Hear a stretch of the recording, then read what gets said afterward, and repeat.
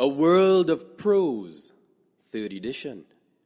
Edited by Hazel Simmons-McDonald and Mark McWatt. Hodder Education. Blackout by Roger Mace. The city was in partial blackout. The street lights had not been turned on account of the wartime policy of conserving electricity, and the houses behind their discreet Aurelia hedges were wrapped in an atmosphere of exclusive respectability. The young woman waiting at the bus stop was not in the least nervous, in spite of the wave of panic that had been sweeping the city about bands of hooligans roaming the street after dark and assaulting unprotected women.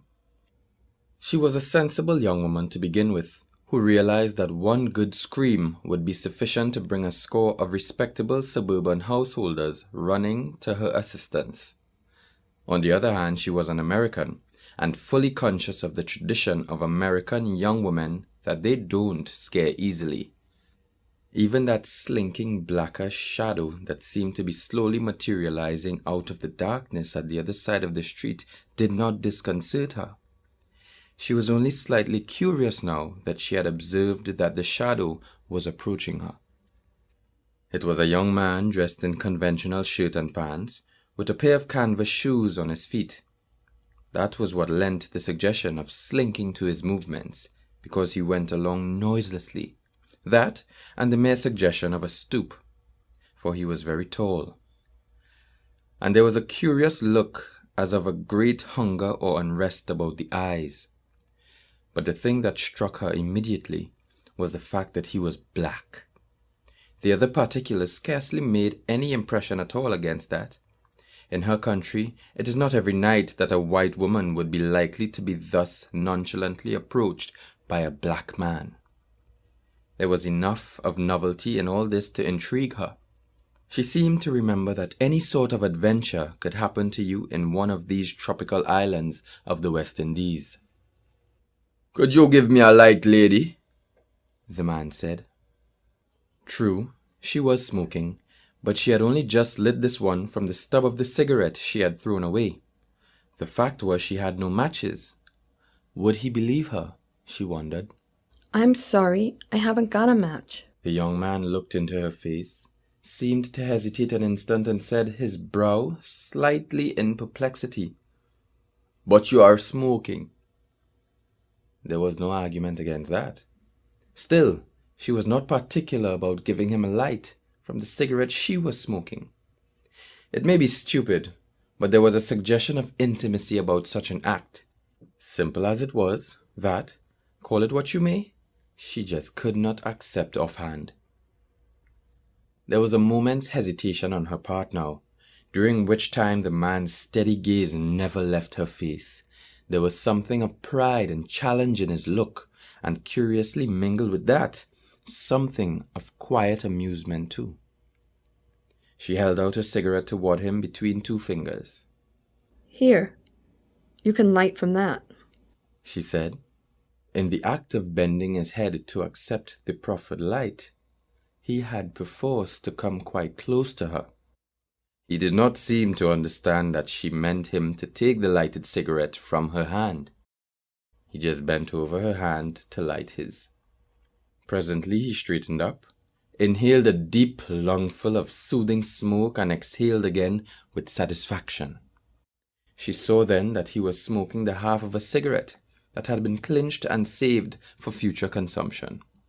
"Thank you," said the man politely, and was in the act of moving off when he noticed that instead of returning her cigarette to her lips, she had casually, unthinkingly flicked it away. He observed all these things in the split part of a second that it took him to say those two words. It was almost a whole cigarette she had thrown away. She had been smoking it with evident enjoyment a moment before. He stood there looking at her with a sort of cold speculation. In a way it unnerved her. Not that she was frightened. He seemed quite decent in his own way, and harmless. But he made her feel uncomfortable. If he had said something rude, she would have preferred it. It would have been no more than she would have expected of him. But instead, This quiet, contemptuous look. Yes, that was it. The thing began to take on definition in her mind. How dare he? The insolence! Well, what are you waiting for? She said, because she felt she had to break the tension somehow. I am sorry I made you waste a whole cigarette, he said. She laughed a little nervously. It's nothing, she said, feeling a fool. There's plenty more where that came from, eh? I suppose so. This would not do. She had no intention of standing at a street corner jawing with a black man. There was something indecent about it. Why didn't he move on? As though he had read her thoughts, he said, "This is the street, lady. It's public." Well, anyway, she didn't have to answer him. She could snub him quietly, the way she would have properly done from the start. "It's a good thing you're a woman," he said. And if I were a man? "As man to man, maybe I'd give you something to think about," he said, still in that quiet, even voice. In America, they lynched them for less than that, she thought. "This isn't America," he said. "I can see you are an American. In this country, there are only men and women.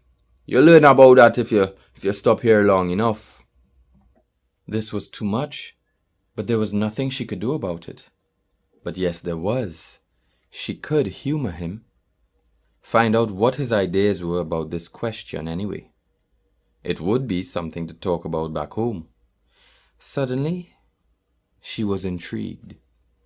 So in this country there are only men and women, eh? "That's right. So to speak, there is only you and me. Only there are hundreds of thousands of us. We seem to get along somehow without lynchings and burnings and all that." Do you really think that all men are created equal? It don't seem to me there is any sense in that. The facts show it ain't so. Look at you and me, for instance. But that isn't to say you're not a woman the same way I am a man. You see what I mean? I can't say I do. You will do, if you stop here long enough. She threw a quick glance in his direction. The man laughed. "I don't mean what you're thinking," he said. "You're not my type of woman. You don't have anything to fear under that heading." Oh! You're waiting for the bus, I take it. Well, that's it coming now. Thanks for the light. Don't mention it, she said, with a nervous sort of giggle. He made no attempt to move along as the bus came up. He stood there quietly aloof, as though in the consciousness of a male strength and pride that was just his. There was something about him that was at once challenging and disturbing. He had shaken her supreme confidence in some important sense. As the bus moved off, she was conscious of his eyes' quiet scrutiny of her, without the interruption of artificial barriers, in the sense of dispassionate appraisement as between man and woman, any man, any woman. She fought resolutely against the very natural desire to turn her head and take a last look at him. Perhaps she was thinking about what the people on the bus might think. And perhaps it was just as well that she did not see him bend forward with that swift, hungry movement, retrieving from the gutter the half-smoked cigarette she had thrown away.